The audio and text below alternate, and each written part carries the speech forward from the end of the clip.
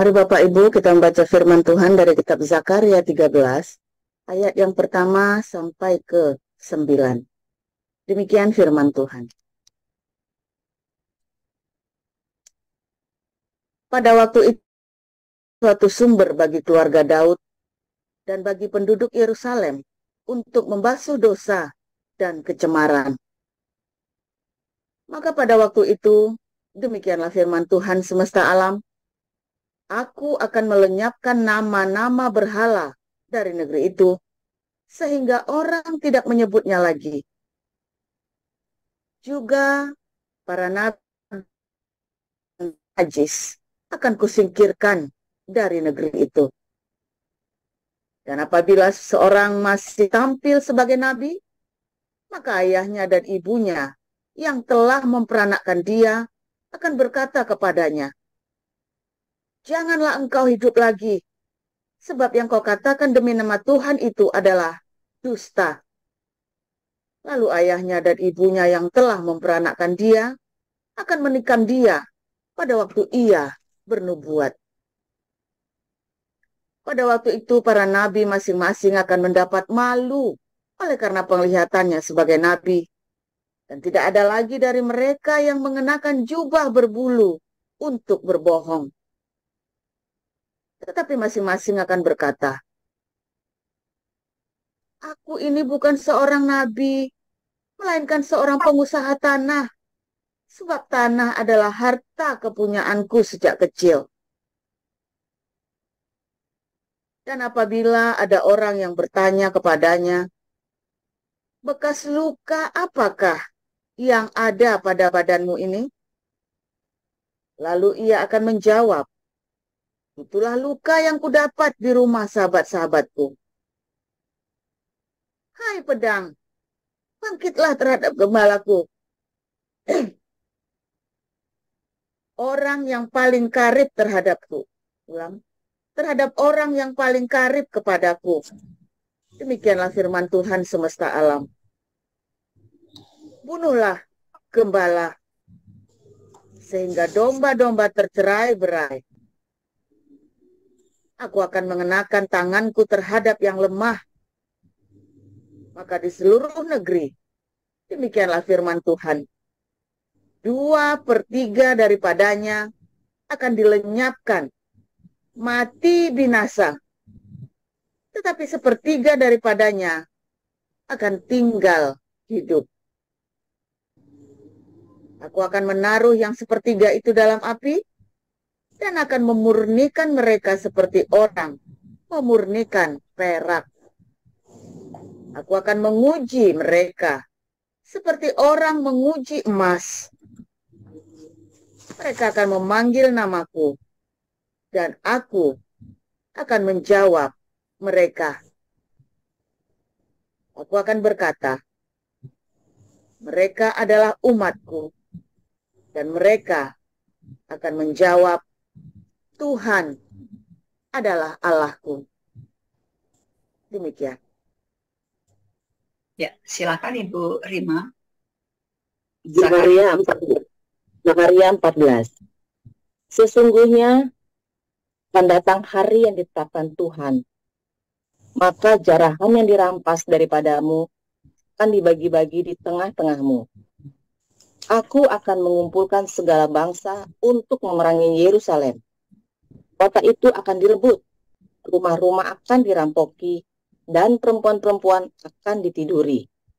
Setengah dari penduduk kota itu harus pergi ke dalam pembuangan, tetapi selebihnya dari bangsa itu tidak akan dilenyapkan dari kota itu.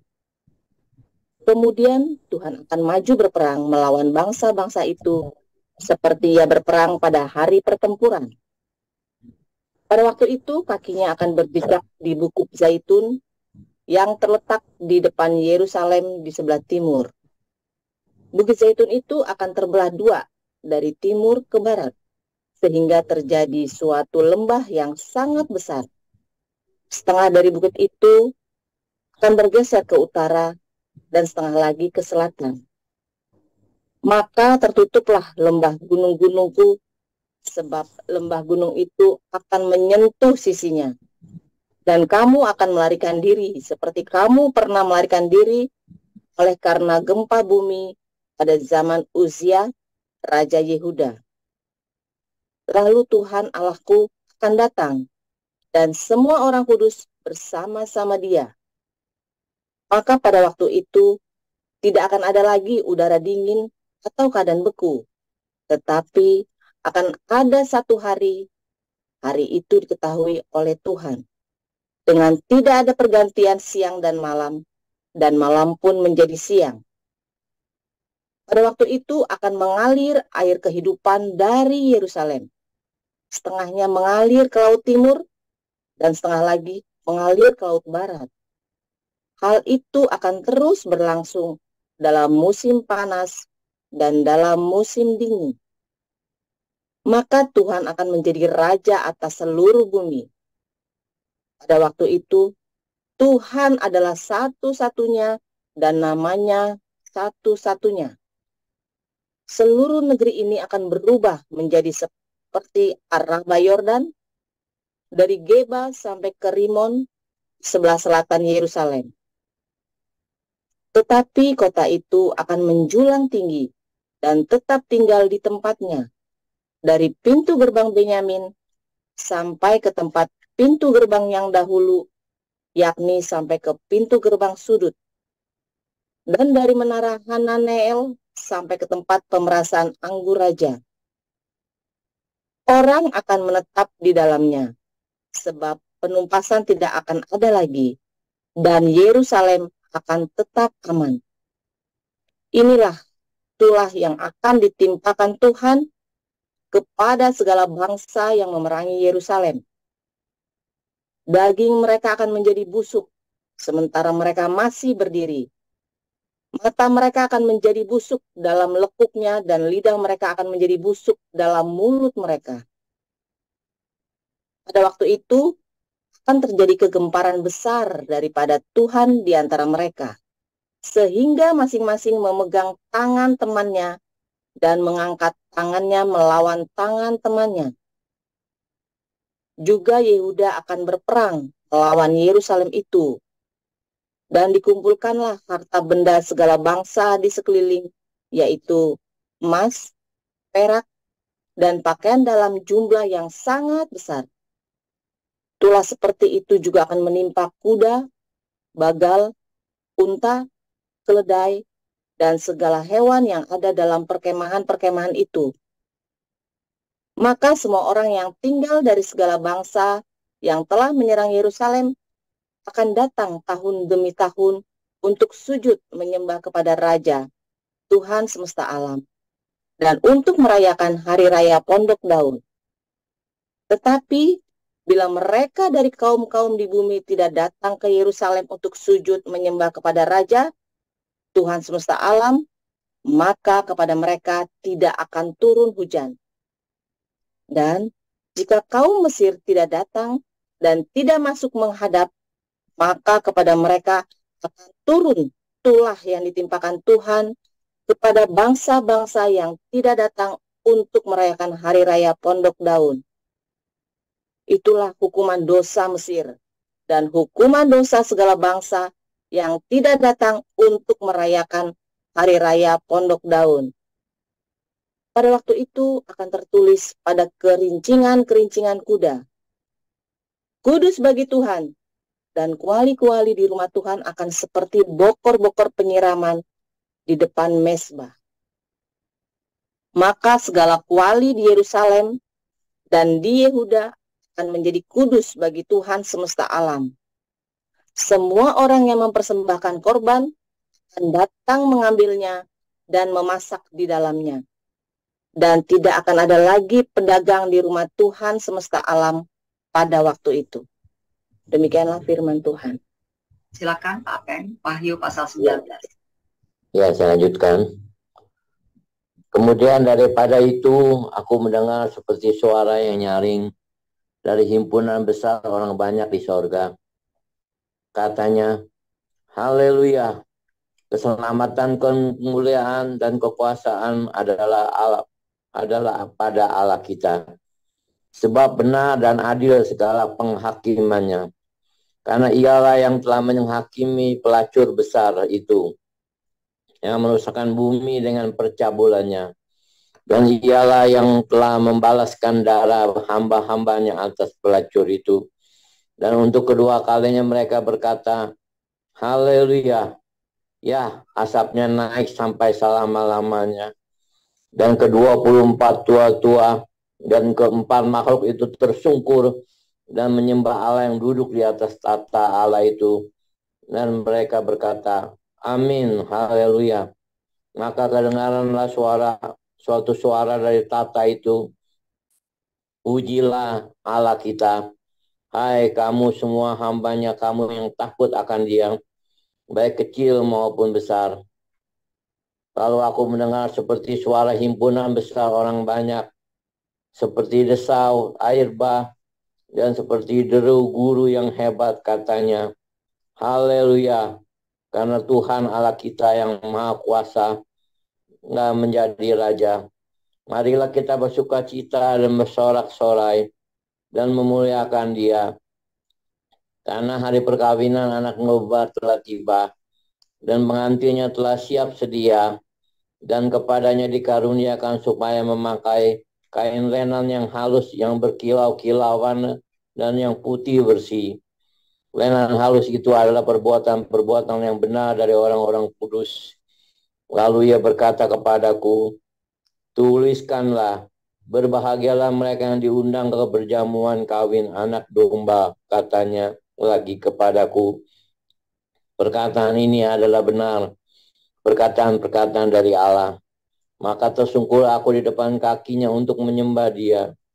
Tapi ia berkata kepadaku, janganlah berbuat demikian. Aku adalah hamba, sama dengan engkau dan saudara-saudaramu yang memiliki kesaksian Yesus. Sembahlah Allah, karena kesaksian Yesus adalah roh nubuat. Lalu aku melihat surga terbuka sesungguhnya. Ada seekor kuda putih dan ia yang menungganginya bernama yang setia dan yang benar. Ia menghakimi dan berperang dengan adil. Dan matanya bagaikan nyala api di atas kepalanya.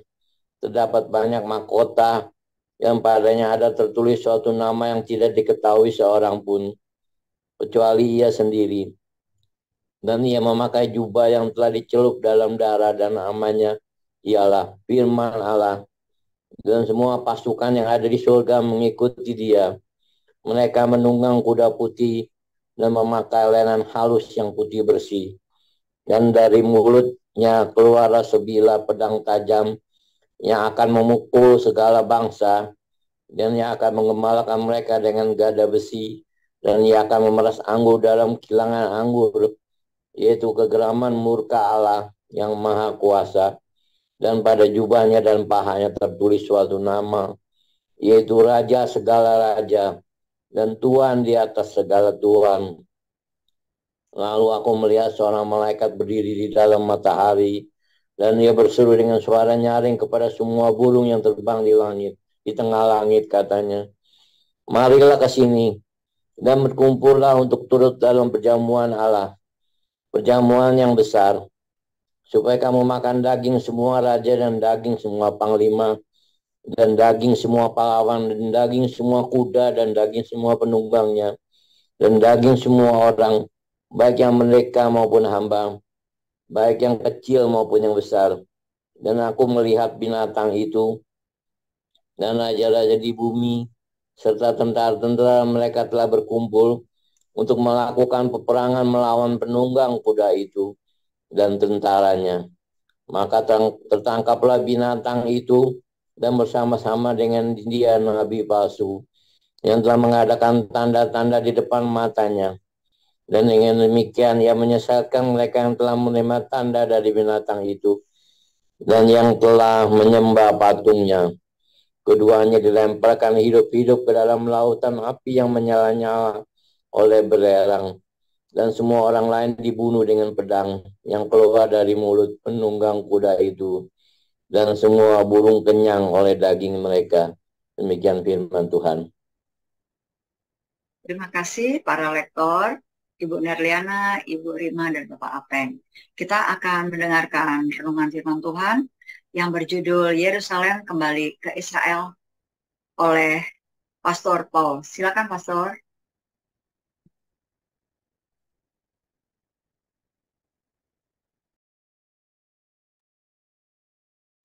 Haleluya, luar biasa firman Tuhan.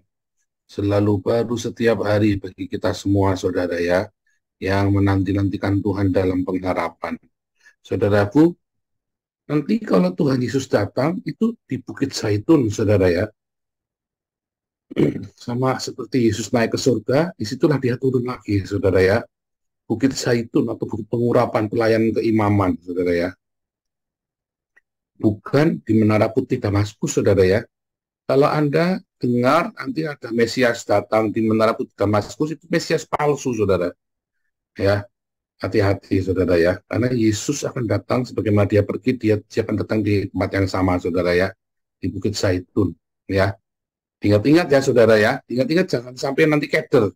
Tentu Tuhan datang, kamu dengar di Damaskus datang, itu Mesias palsu, saudara. Dia akan datang di Bukit Zaitun, ya. Ya, dan kalau Anda lihat di dalam Kisah Rasul 1, ya, juga sama ya. Matius 24, Kisah Rasul 1, Zakaria tadi ya, 14 tadi ya. Di Bukit Zaitun, saudara ya. Jangan salah, saudara. Ingat-ingat ya. Karena zamannya semakin dekat. Mungkin Anda akan mengalaminya. Ya, zamannya makin dekat. Nah, saudara, apa yang terjadi dengan Yerusalem setelah perang ini? Saudara kan diambil alih. Ya, ini apalagi nanti Donald Trump jadi presiden Amerika, Geert Wilders, ini udah fix ya, saudara ya. Menang. Kemungkinan jadi Perdana Menteri Belanda, dan Geert Wilders itu salah satu orang yang ingin memindahkan kedutaan Belanda di Yerusalem, saudara ya. Jadi Yerusalem itu pasti kembali, saudara ya. Ya, pasti kembali ya. Kalau Anda lihat tadi malam, liputan tadi malam ya, tadi ada yang kurang ya, ada 450 ya. Orang-orang di Jerman yang terlibat Hamas, dan ada ratusan masjid yang terlibat Hamas dirangsek sama tentara Jerman ya, saudara ya. Habis, saudara ya. Mengeri ya, ini Eropa ini bersih-bersih dari teroris benar-benar, saudara ya. Yerusalem itu pasti akan dikembalikan utuh. Pasti akan, kalau enggak, akan diajar terus sama Israel, saudara ya. Pasti Yerusalem akan dikembalikan semuanya, saudara ya. Oh, itu tuntutan benar, saudara ya. Nah, saudara, dan pasti Israel akan mendapatkannya. Dan dunia nanti aman, damai, sejahtera semua, saudara ya. Karena fungsinya adalah Yerusalem kembali utuh dikembalikan ke Israel, saudara ya. Nah, apapun yang terjadi ya di Yerusalem akan menjadi pertanda bagi dunia, saudara ya. Akan menjadi pertanda. Nah, kedua, kalau Yerusalem apapun jadi Yerusalem, kalau Yerusalem damai, maka dunia damai. Yerusalem rebut, ya dunia ruwet, saudara. Ya. Dan kemudian Yerusalem ini akan menjadi pusat dunia, ya, pusat seluruh dunia. Kemarin saya sudah kasih tahu ya, doa pagi kemarin sama tadi malam juga saya tunjukkan ini loh. Semua perekonomian dunia itu dikendalikan dari orang-orang Yahudi, ya, yang menemukan banknotes, uang kertas itu orang Yahudi, yang merancang surat berharga, obligasi, ya, bond, apa segala macam orang Yahudi, saudara ya, yang mengkonsep pasar saham, stock exchange, forex exchange, orang Yahudi, saudara. Termasuk semua yang mata uang virtual ya, cryptocurrency, Bitcoin, apa segala macam itu ya, itu orang Yahudi, saudara. Ya, sekarang ya. Perekonomian dunia itu dikuasai oleh orang Yahudi, saudara ya. Itulah sebabnya betapa orang-orang ini, kita bukan memuja-muja membabi buta, enggak, saudara ya. Kita memang melihat kenyataan, memang paralel dengan apa yang ditulis di Alkitab. Itu paralel ya, saudara ya. Nah, yang kita sembah juga Tuhannya orang Yahudi, saudara ya. Jangan salah ya, Anda sedang menyembah Yehova. Lalu kita mengenalnya melalui nama Yesus. Yesus itu adalah Yehova Yahya. Kita mengenal Yehova yang disembah oleh orang Yahudi itu bukan dari Musa. Orang Yahudi mengenal Yehova dari Musa. Kita mengenal Yehova dari Yesus, saudara. Nah, beda ya. Orang Yahudi mengenal Yehova Elohim itu dari Musa. Kita mengenal Yehova Elohim dari Yesus, saudara. Ya, kalau nama Musa, ya, itu Mosea, itu artinya diselamatkan. Ya, kalau Yesus atau Yeshua, artinya Yehova menyelamatkan. Ya, makanya Musa punya pengganti namanya Yosua. Sama ya. Itu adalah sebuah nubuatan ya, pengganti Musa adalah Yosua. Yehosua, Yesus itu ya pengganti Musa. Itu nubuatan saudara ya, pengganti Musa namanya Yosua bin Nun itu ya. Nun, huruf Nun ya saudara ya. Yosua bin Nun. Nah, saudara, maka tangan Tuhan sendiri ya, dia adalah Tuhan segala Tuhan, Raja segala Raja. Masalahnya kita tidak menjadikan dia sebagai Tuhan segala Tuhan, Raja segala Raja dalam hidup kita kan. Apakah Anda sudah menjadikan dia sebagai Tuhan segala Tuhan dalam hidupmu, Raja segala Raja? Atau engkau sedang menjadikan dia menjadi musuhmu, saudara? Nah, itu masalahnya. Jangan-jangan Anda sedang berseberangan dengan dia, saudara. Bagaimana Anda bisa berseberangan? Ketika Anda bergaya hidup mewah. Ya, kalau ketika Anda bergaya hidup mewah, Anda sedang menantang Yosua Hamasiah, saudara. Anda sedang menantang Mesias. Ya, ketika Anda bergaya hidup yang glamor itu, berfoya-foya, Anda sedang menantang Mesias, saudara. Ya, karena firman Tuhan dengan jelas jangan berfoya-foya di siang hari penuh. Ya, dan hamba yang jahat adalah hamba ya yang hidupnya berpesta pora, saudara. Hamba yang baik adalah hamba yang melayani hamba-hamba yang lain. Melakukan pekerjaan, apa pekerjaan? Ngasih makan orang. Hamba yang jahat adalah hamba yang berfoya-foya hidupnya, saudara. Ya, bergaya hidup mewah. Jadi kalau Anda di gereja yang mewah-mewah, hati-hati loh, Anda sedang tidak bersama dengan Tuhan Yesus. Anda sedang memusuhi Tuhan Yesus. Kalau Anda di dalam komunitas yang rajin berdiakonia, ya, salah satunya gereja Katolik ya, saudara ya, yang rajin berdiakonia ya. Sepupunya anak itu salah satu tim inti diakonia ya. Tiada hari tanpa diakonia. Saya sampai kalau di rumah dia mumet, saudara ya. Soalnya tiap hari beras, nimbangi beras buat diakonia, saudara ya, di gerejanya sepupunya anak gereja Katolik itu ya. Saya lupa namanya gereja Katoliknya apa. Rajin sekali, saudara ya. Mungkin Anda sedang di komunitas yang benar. Seperti Damaris, Anda ada dalam komunitas Sabun Pagi. Mungkin pasti ada komunitas yang benar. Tapi kalau kamu ada di komunitas gereja, pendetanya mewah, penatuannya mewah-mewah, gaya hidupnya mewah, nggak jarang cerita diakonia di situ, Anda sedang di komunitas yang melawan Tuhan Yesus, saudara. Barang siapa bersama aku, dia akan mengumpulkan, saudara. Bersama aku, buat apa ngumpulin apa? Dia mengumpulkan jiwa-jiwa, saudara. Buat dikasih makan. Berbahagialah hamba yang didapati Tuhannya sedang bekerja. Bukan bekerja jadi selebriti. Hati-hati, saudara ya. Ada hamba Tuhan, istri hamba Tuhan. Iya, suami ini kan selebriti.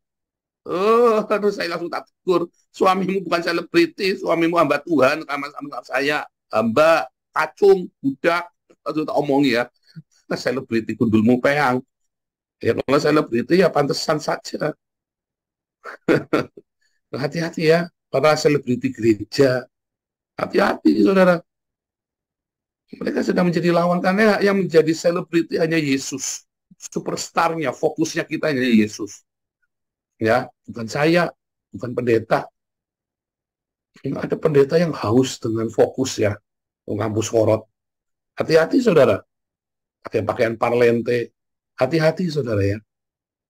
Itu Anda sedang dibimbing untuk melawan Tuhan Yesus, walaupun perkataannya kami bersama dengan Tuhan Yesus, tapi itu seperti partai politik, saudara ya. Seperti jargon-jargonnya partai politik. Kami bersama Jokowi, tetapi sebenarnya dia nggak sama Jokowi, ada urusan dengan Jokowi. Mungkin kenal aja enggak. Ya, ada partai politik, terus belakangnya ada Ibu Mega, gede banget ya saudara ya. Mungkin Mega mati saja tidak kenal sama orang ini, saudara ya kan. Atau partai politik nanti di belakangnya ada Kiai siapa, saudara ya, Gus Dur misalnya. Nah itu sama tuh pendeta-pendeta yang jual nama Yesus, hidupnya mewah itu kayak gitu. Dia partai politik, pilihlah saya, nyumbanglah kepada saya, donasilah kepada saya. Belakangnya terus ada gambar Yesusnya gede, saudara ya. Yesusnya pakai ini ya, saudara ya, pakai apa namanya, Lamborghini, saudara. Pakai Lamborghini. Nanti pendetanya kelihatan pakai itu, saudara ya, pakai itu yang gambar apa namanya, kuda jingkrak itu, saudara ya. Saya lupa namanya itu.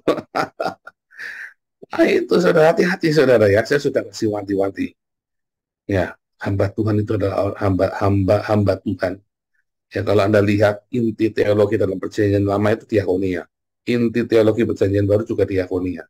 Hamba Tuhan itu ya, kegiatan utama dalam gereja adalah diakonia. Ingat-ingat saudara ya. Kalau kamu tidak, gerejamu tidak berdiakonia, gerejamu adalah gereja-gereja selebritis, ya, maka kamu sedang melawan Tuhan Yesus. Ya, itu saudara, sesimpel itu saudara ya. Walaupun dia jualannya Yesus ya, jualannya kayak jamu. Pilihlah saya akan melanjutkan program Soekarno, saya akan melakukan ini. Saudara, jadi empu saudara. Sama ya, pendeta-pendeta ini kan juga sama nih kan. Kampanye Yesus supaya dia kepilih, ya. Tetapi apakah dia peduli dengan Yesus? Tidak, saudara. Tidak. Nah, itu hati-hati, saudara. Saya sudah wanti-wanti sama Anda. Jangan sampai jangan sampai Anda tidak sepihak dengan Tuhan Yesus ketika hari itu datang. Ya, karena ketika kamu tidak ada di pihak Tuhan Yesus, kamu sedang menjadi lawan. Barang siapa tidak bersama kita, dia adalah lawan kita. Sesimpel itu, saudara. Kalau kamu tidak melakukan diakonia dengan rajin, maka kamu sedang menjadi lawan dari Tuhan Yesus. Ya, bahkan dari bangsa-bangsa lain bisa datang makan semeja dengan Tuhan, lalu orang-orang anak-anak kerajaan itu ditolak. Karena dia tidak satu hidangan, tidak bisa satu hidangan. Kenapa namanya satu hidangan? Karena itu adalah diakonia, saudara, hidangan, makanan. Kita makan makanan yang sama dengan Tuhan Yesus, diakonia. Ketika Anda berdiakonia, artinya Anda sedang duduk semeja dengan Tuhan, saudara.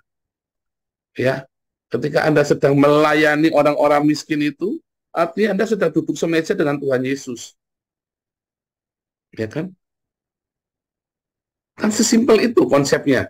Kamu berdiakonia, membeli orang miskin yang tidak layak ini, mengampuni musuhmu, memberi makan seterumu, Anda sedang duduk bersama sehidangan dengan Tuhan. Ya kan? Kalau Anda hidup dalam kemewahan, ya, Tuhan Yesus sudah jelas bilang, ya, orang kaya susah masuk kerajaan surga. Ya, sudah bilang ya, jualah hartamu, bagikan pada orang miskin. Orang kaya susah masuk kerajaan surga. Simpel kan? Nah, jadi mulailah bergaya hidup sederhana tiap hari. Ya, yang punya duit, nggak usah yang mahal, biasa saja, kalem. Ya, kamu beli pakaian di Mangga 2, ya sama cantiknya kok sama kamu beli pakaian di butik di Taman Anggrek. Nggak usah ya, pakaian sampai ratusan juta. Kamu bisa bagikan ke Damaris, ya, kumpul pagi untuk tolong menolong, supaya kamu duduk sehidangan dengan Tuhan Yesus, saudara. Ya, nggak usahlah Anda tuh beli-beli mobil yang mahal-mahal, mobil yang biasa aja, mending jangan mogok. Ya, saudara ya, Anda makan sehidangan dengan Tuhan Yesus. Ya, nggak usahlah kamu pakai apa namanya, di rumah ada kolam renangnya segala macam, ribet, saudara ya. Anda sedang hidangan dengan Tuhan Yesus. Uangmu itu kamu bisa pakai untuk diakonia, saudara. Supaya Anda sehidangan dengan Tuhan Yesus. Ya, itu ya, sehidangan dengan Tuhan itu penting. Supaya kamu bersama dengan Tuhan Yesus. Kamu tidak menjadi lawan dari dia. Ya, begitu ya. Jaga hidupmu selalu tetap dalam cinta kasih, saudara, dengan berdiakonia. Ini pendeta Gilbert tidak masuk surga. Oh, udah ya nggak masuk. Gimana? Ukuran badannya saja udah extra size. Kemarin ukurannya saya, masa mau dirubah lagi pintu surganya? Ukurannya ukuran saya sudah dirubah sekali. Gregoris ada aja. Nah, menghakimi bukan menghakimi lah, kita kan langsung saja ayatnya sudah jelas bilang begitu, ya. Ayatnya sudah jelas tertulis, ya, orang-orang yang bergaya hidup mewah tidak masuk kerajaan surga. Ya, Anda sekalipun sekaya apapun, saudara, ya, Anda kan tidak perlu makan sehari 10 piring, kan. Sekaya apapun, saudara, Anda kan tidak perlu tiap malam makan durian, kan. Mati muda nanti itu. Sekaya apapun Anda, ya kan, kan kapasitas Anda kan hanya perlu sehelai pakaian, kan. Tidak perlu Anda berpakaian sampai yang harga miliaran, ya. Wah, ini dari atas sampai bawah ini 1 miliar ini. 10 miliar nih sama arlojinya. Apa gunanya, saudara? Anda bilang, Anda pakai pakaian 10 miliar, Anda kasih 10 miliar itu dikasihkan orang-orang miskin. Maka orang-orang ini suka gini-gini itu, wah itu, ya itu sedang melawan Tuhan Yesus, saudara. Dan Anda silau, ya, katanya Yakobus, kamu silau, kamu ngeliat orang begitu, terus kamu silau, terkesima. Nah, kalau kita mah bodo amat, saudara, ya. Kalau ada orang berdiakonia dengan kencang, baru kita terkesima, wah hebat kali ini, ya. Tapi kalau ada orang lagi itu, masih terkesima, biasa aja, ini penghuni neraka. Pikiranmu simpel, penghuni neraka. Iya kan, calon penghuni neraka. Jadi Anda kalau ngeliat orang yang mewah-mewah gitu, Anda gak usah terkesima. Anda begitu ketemu, wah, calon neraka. Tapi masalah kan seneng kan berteman sama mereka kan, wah ikut glamor. Anda pikir orang ini menyenangkan? Enggak, saudara, ya. Ketemu orang-orang ini itu menyebalkan. Kamu kudu jilat-jilat dia, baik-baik sama dia, baru dia keluar duitnya. Iya kan, waduh. Makanya saya nggak mau lah, saudara, ya. Biasa aja lagi. Dan justru saya ketemunya nanti dengan orang-orang yang seperti saya yang hidupnya sederhana, saudara, ya. Yang sama-sama berdiakonia. Makanya saya banyak ketemu teman-teman yang, ya karena saya suka begitu, maka ketemunya orang yang begitu. Ya, kalau Anda yang senangnya cari glamor-glamor, ya Anda kan hidupnya dalam tipuan glamor-glamor itu, dalam kesusahan, segala kesusahannya. Segala kesusahan glamor-glamor itu, saudara. Kalau kamu hidupnya kayak saya, sederhana, simple, to the point, apa adanya, tidak munafik, Anda akan ketemu dengan orang-orang yang seperti itu, enak, sederhana. Kamu tidak dipush, tidak dipaksa untuk tampil glamor. Anda pergi nanti fellowship bareng-bareng sama saya ke Israel, Anda tidak perlu gengsi, cuma pakai kaos Mangga 2 sama celana jin murahan, nggak perlu gengsi, biasa saja. Saya juga sama sederhana, saudara, ya. Ini kalau ganteng beda, saya jelas lebih ganteng, saudara, ya. Itu susah lah gimana ganteng kawan bayi, saudara, ya. Masa saya mau memburukan diri, saya ganteng. Nah, itu repotnya kan begitu, saudara. Tapi ini nggak usah pakai pakaian, ini murah nih, saudara, ya. Ini baju-baju gini murah. Kesan yang ganteng, saudara. Kan begitu, saudara, ya. Sebenarnya ada manusia batiniah yang keluar dari hidupmu, saudara. Dan itu yang kecantikan atau keanggunan yang tiada tara. Coba kamu lakukan diakonia dengan rajin, saudara, dengan konsisten, kesederhanaan, ya, dalam kesederhanaan yang konsisten, kamu nanti punya kecantikan yang tiada tara, yang masih gadis, yang masih janda duda. Hiduplah dalam kesederhanaan. Nanti kan kamu kan ketemunya begitu lagi. Kalau kamu duda kaya, tetapi kamu glamor-glamor, ya kamu ketemunya nanti kalau pengen kawin lagi ketemunya sama perempuan-perempuan yang pengen duitmu aja. Tapi kalau kamu hidup dalam kesederhanaan, maka kamu akan ketemu dengan orang-orang yang sederhana, wanita-wanita yang baik, ya, perempuan-perempuan yang hidupnya sederhana. Maka kamu akan ketemu orang miskin, Pak. Ya enggak lah, kamu berdoa supaya kamu hidup kelimpahan. Kalau kamu hidupnya sederhana, ya kamu akan ketemu orang-orang yang baik, yang sederhana hidupnya, yang tidak akan memperdaya kamu dengan kekayaannya. Kan begitu, ya kan? Kita akan ketemu dengan yang satu aroma dengan kita, saudara. Ya, makanya ikutilah Moon Pagi tiap hari yang rutin, saudara.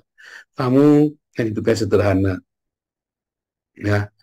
Maka nanti ketika ada masa pencobaan datang, overheadmu nggak